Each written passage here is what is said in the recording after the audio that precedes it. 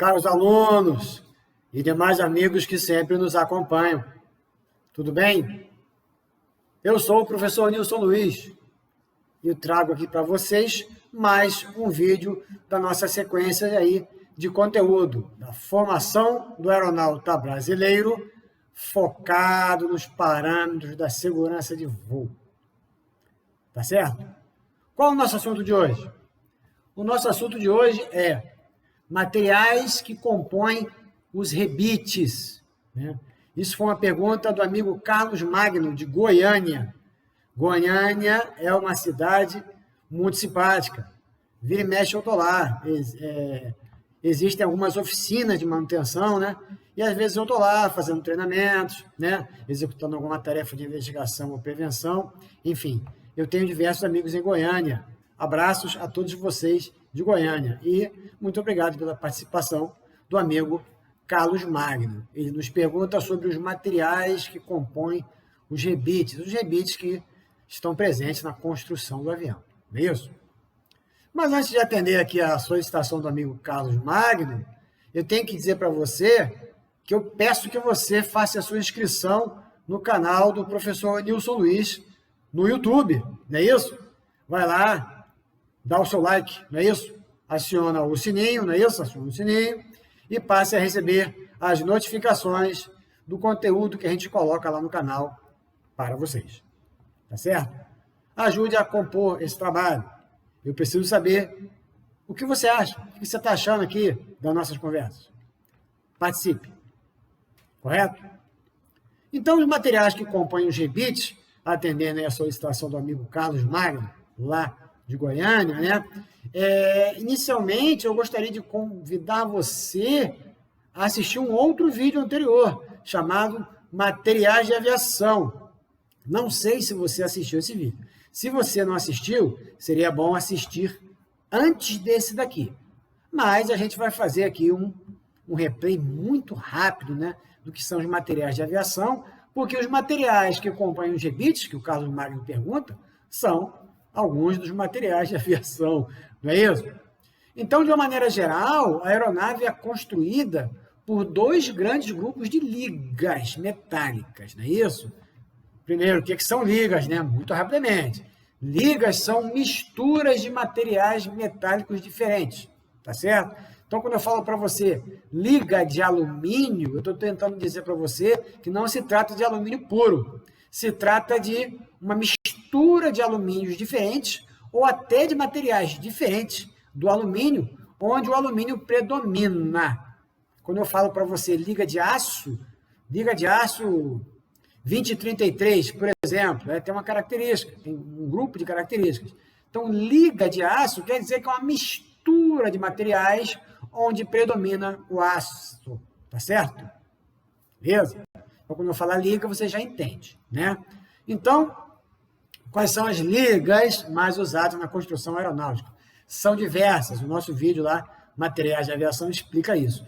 Aqui eu cito para você que as ligas mais usadas são as ligas de alumínio e as ligas de aço. Uma infinidade de tipos de ligas de alumínio e uma outra infinidade de ligas de aço, onde o alumínio trabalha na região de maior flexibilidade e de determinadas características de resistência de cargas, e também as ligas de aço atuam em regiões com outras características, né? A rigor, as ligas de aço são colocadas na construção do avião, onde se espera um maior carregamento, maior incidência de cargas.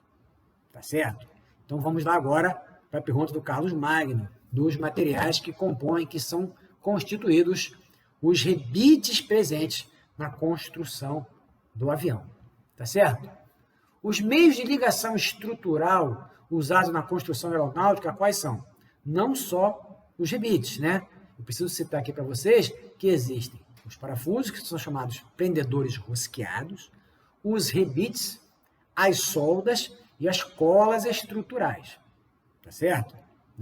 Esses são os tipos de ligação. Os rebites se dividem, eu vou citar aqui muito rapidamente, se dividem em dois tipos. Os rebites sólidos e os rebites especiais. Tá certo? O rebite sólido, ele é aquele que é um pino metálico, né? Onde ele é encaixado em duas peças, em duas chapas, para prender as duas. Aí eu escoro do outro lado com uma barra de apoio ou barra encontradora, e do outro lado de cá eu bato com um martelete pneumático. Quando eu bato nesse rebite, o que acontece? Do lado de cá ele não passa mais, porque eu tenho uma barra segurando, né? Então eu vou batendo, acontece o quê com o corpo, com a haste? Ela se estende, ela aumenta o seu diâmetro. Ele diminui um pouco no seu comprimento e esse material é transferido para o diâmetro. E o rebite fica com um diâmetro um pouquinho maior. Com isso, ele já entrou no furo quase que apertado, ele distende e prende as duas chapas, as duas peças. Enfim, esse é o rebite básico, chamado rebite sólido, tá? Tem muito mais coisa para falar sobre isso, mas não é o foco aqui desse vídeo, né? Quando a gente falar especificamente de rebitagem, vai ter uma gama muito grande de informação, tá certo? E, então, esse é o rebite sólido, que é instalado através do apoio de uma barra encontradora, e você bate aqui através com um martelo simples, com uma martelagem pneumática, enfim. Né? Além dos rebites sólidos, você também tem os rebites especiais. O que são os rebites especiais? Esse nome é usado porque eu não tenho como, na posição, entrar com uma barra encontradora para apoiar o rebite e bater nele. Então, eu preciso de outras técnicas de rebitagem, que eu também não vou entrar aqui em detalhe nesse vídeo, né? Onde cada tipo de rebite especial vai precisar de quê? De um aplicador específico. Aí você tem vários, tem Hi-Loc, tem Sherry, tem Wide-Draw, vários tipos de rebites especiais, ou seja, rebites que são usados são aplicados, são instalados sem o uso da barra encontradora. Tá certo? E os parafusos, né? Os parafusos são utilizados onde as junções estruturais serão mais sujeitas a cargas elevadas, entendeu? Então, determinados parafusos, também existe um grande número de tipos de parafusos, parafusos MS, parafusos MAS, né? Parafusos AN, tem vários tipos de especificação, né? Então, os parafusos são usados onde se espera um carregamento mais intenso, tá certo? Então, o que nós falamos até agora? Que existem, né, 4 tipos de ligações estruturais: parafusos, rebites, rebitagem, né, soldas, soldagem e ainda as colas estruturais. Entre os parafusos, nós citamos aí que os parafusos são usados em regiões de maior carregamento, e os rebites nós citamos que eles são divididos em 2 tipos, o sólido e o especial. Tá claro? Agora sim, eu vou começar a falar do que o Carlos Magno está esperando, né? Dos materiais que compõem os rebites. Então, assim como, né, a maior parte das ligas usadas na construção da aeronave são ligas de aço e ligas de alumínio, né? Nós temos também que os rebites, a maior parte deles também são constituídos de ligas de aço ou ligas de alumínio. Além das ligas de aço e de alumínio, também existem outros tipos de ligas especiais que também são usadas na aplicação de rebitagem, de rebite, na construção mesmo do material do rebite. E essas ligas são escolhidas de acordo com a intensidade de cargas às quais a região é exposta, né? Eu não vou conseguir esgotar o número de materiais que são usados para rebites. Eu espero que o Carlos Magno entenda que isso é uma infinidade de materiais, mas eu elenquei aqui 3 mais importantes, né, que são os mais usados mesmo para construir o avião, tá certo? Nós temos aqui as ligas de cobre, as ligas de aço inoxidável e as ligas de Monel, tá claro? Olha a provinha aí, se tivesse provinha, né? Cobre, aço inoxidável e Monel. Tá claro até agora? Beleza? Se não tiver, se tiver rápido demais, peço que você dê uma pausa e volte no vídeo, tá certo? Não leve dúvidas para casa, tranquilo? Então tá, como é que são essa história de cobre? Como é que você aplica cobre para constituir rebite, né? As ligas de cobre mais conhecidas são aquelas denominadas de latão ou bronze, não é isso? O cobre, ele, em tese, ele é um excelente material condutor, não é isso? Muito usado nos filamentos de fios, né?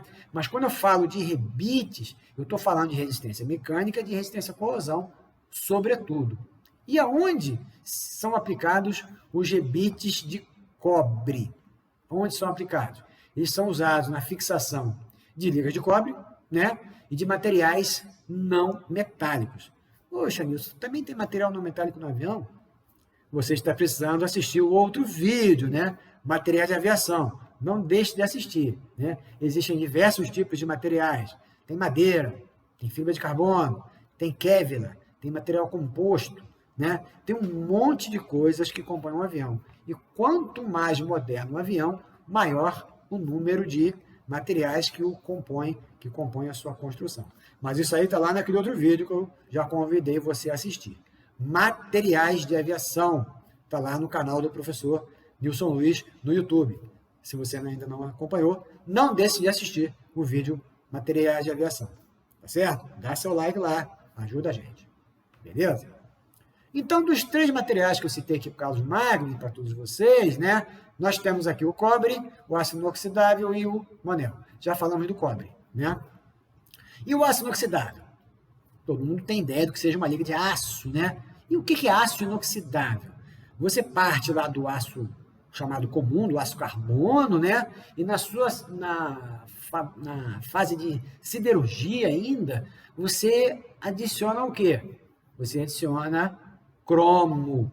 Quando você adiciona cromo, isso não é assim tão simples, né, pessoal? Estou falando aqui de uma forma muito simplória, mas isso tem todo um tratamento dado lá pela engenharia metalúrgica, não é isso? Quando você insere cromo na liga de aço, você passa a ter a liga de aço inoxidável. E a liga de aço inoxidável, ela é extremamente resistente à corrosão. Não é isso? Então, isso é importante para o avião, né? Corrosão também é um outro tema que alguém já pediu para eu falar, a gente vai falar mais para frente de corrosão, tá certo? Então, aço inoxidável é o aço carbono com adição de cromo, tá certo? E onde são usados os rebites de aço inoxidável? São usados na fixação de peças de aço, tá claro? Né? Vocês lembram aí, né? Para quem não viu lá o vídeo de materiais de aviação, né? Vocês lembram aí o que pode ser? Onde é que eu posso usar aço no avião? O aço é usado onde você espera o maior carregamento, não é isso? Um índice de cargas e esforços, né? Mais intenso. Eu vou citar aqui para vocês, por exemplo, parede de fogo, né? Parede de fogo. Vou citar para vocês anteparos de ligação entre trem de pouso e fuselagem, anteparo de ligação de asa e fuselagem, e por aí vai, né? Então, se você estiver trabalhando na construção, né, ou no reparo de algum tipo de material desse, tenha muito cuidado para você ver que tipo de rebite está previsto lá no IPC da aeronave, não é isso? No catálogo ilustrado de peças. Se você estiver trabalhando com o material do avião, reconstituindo uma parte do avião, você vai ter que buscar tudo no IPC, buscar os PNs para poder adquirir esse material. Já se você estiver fazendo um reparo estrutural, também é um outro assunto que a gente vai tratar, né? Um reparo estrutural, ele não é feito a bel prazer, ele é feito a partir de um projeto de engenharia, não é isso? Quem fizer material bacalhau no avião por baixo do pano, está trabalhando errado, tá certo? Quem fizer material bacalhau, reparo no improviso, não faça, pessoal, não faça, tá certo? Um reparo estrutural, ele deve ser feito através de um projeto de trabalho, não é isso? E nesse projeto, o engenheiro vai dizer para você quais são os materiais, que tipo de rebite, já vai colocar o PN, tudo certinho, para você adquirir esses materiais de forma o quê? Correta. Vou abrir um parênteses aqui. Meus amigos, eu já fui fazer a investigação, a gente vai começa a puxar o fio da meada, né? Pega a caderneta de célula, observa o que o avião tipo de trabalho que o avião já sofreu, e você encontra cada coisa. Eu já encontrei, não vou citar aqui em que segmento de aviação, para não queimar ninguém, né? Eu já encontrei rebites comuns, rebite pop, rebite usado em cadeira, em mesa, para ser usado em pequenos reparos de aeronave. Infelizmente, eu já encontrei. Então, levem a sério, pessoal, né? Essa questão de reparo eu vou tratar depois com mais profundidade, mas levem a sério, usem os materiais padronizados. nunca usem materiais diferentes do que está previsto no IPC da aeronave. Tá claro? Então, rebites de aço inoxidável são usados para prender peças de aço. Tranquilo? Então, já falamos dos rebites de cobre e dos rebites de aço inoxidável. Ficou faltando aqui os de Monel. Vocês conhecem essas ligas? Já ouviram falar? A liga de Monel? Né? As ligas de Monel. Então, as ligas de Monel são elaboradas, são fabricadas lá, de novo, pela engenharia metalúrgica, né? Elas são elaboradas com finalidades específicas, sobretudo quando se trata de construção de avião. Claro, elas podem receber adição de diversos outros materiais, diversos outros metais, e com a adição de um, mais de um, menos de outro, eu consigo mais resistência a determinados tipos de carga. Beleza? Então, quais são os materiais que, por hora, podem ser, que a gente pode enxergar aqui, que pode ser injetados na fabricação de uma liga de Monel? Por exemplo, tá? Não se esgota aqui. Níquel, cobre, titânio ou até alumínio, né? Então, quando você adiciona esse tipo de material na fabricação da liga de Monel, você vai alcançar determinados graus de resistência a cargas específicas. Isso tem tudo a ver aonde é que você vai colocar, onde é que vai ser instalado esse rebite na construção do avião. Tá certo? Acho que fica claro para você isso aí, né? Então, as ligas de Monel, elas são bem resistentes à corrosão, tá certo? Elas adicionam menos peso à aeronave do que o próprio aço, tá claro? E os rebites de Monel, que lá para a pergunta lá do amigo Carlos Magno, né? E os rebites de Monel, eles prendem o quê? Eles são usados na fixação de ligas de aço níquel, tá claro? Então, resumão, né? Rebites de cobre são usados para prender o quê? Fixação de ligas de cobre e materiais não metálicos. Rebites de aço inoxidável são usados nas ligações de aço, né? Beleza? E rebites de Monel são usados na fixação de ligas de aço níquel. Tranquilo? Esse tipo de assunto aqui que o Carlos Magno levantou poderia até fazer parte lá do vídeo de materiais de aviação, mas é uma coisa um pouco mais específica e foi bacana ele poder fazer essa contribuição aqui conosco. Eu só agradeço o amigo Carlos Magno de Goiânia. Assim como o Carlos Magno, o que você tem que fazer? Você tem que assistir os vídeos do professor Nilson Luiz e tirar suas conclusões, fazer suas perguntas, né? Mandar para a gente suas sugestões ou críticas, não é isso? O que pode fazer, isso que pode fazer. Já estão me perguntando aqui algumas coisas, eu ainda não respondi, mas eu vou responder. Tá certo, meus amigos? Tranquilo? Onde é que você vai poder trazer essas provocações para o professor Nilson Luiz? Nas redes sociais. Além dos comentários aqui embaixo do YouTube, o professor Nilson Luiz está aguardando o seu contato, talvez no Facebook, no LinkedIn, não é isso? No Instagram, no Twitter, no Getter e ainda no TikTok. Beleza? Nessa região toda aí a gente pode atuar. O importante, não importa a ferramenta, o importante é que você faça contato com o professor Nilson Luiz, que você compartilhe o link do canal do professor Nilson Luiz no YouTube. Faça com que o nosso trabalho seja mais conhecido e, com isso, eu consigo continuar trazendo material de qualidade para cada um de vocês, né? A formação do aeronauta brasileiro baseado nos parâmetros de segurança de voo. Obrigado, amigos Carlos Magno. Abraço ao pessoal de Goiânia. Abraços a todos vocês que acompanham o professor Nilson Luiz. É sempre uma honra. Tá claro? Bons estudos, fiquem com Deus e continuem contando comigo, tá certo? Vamos continuar conversando aí. Grande abraço.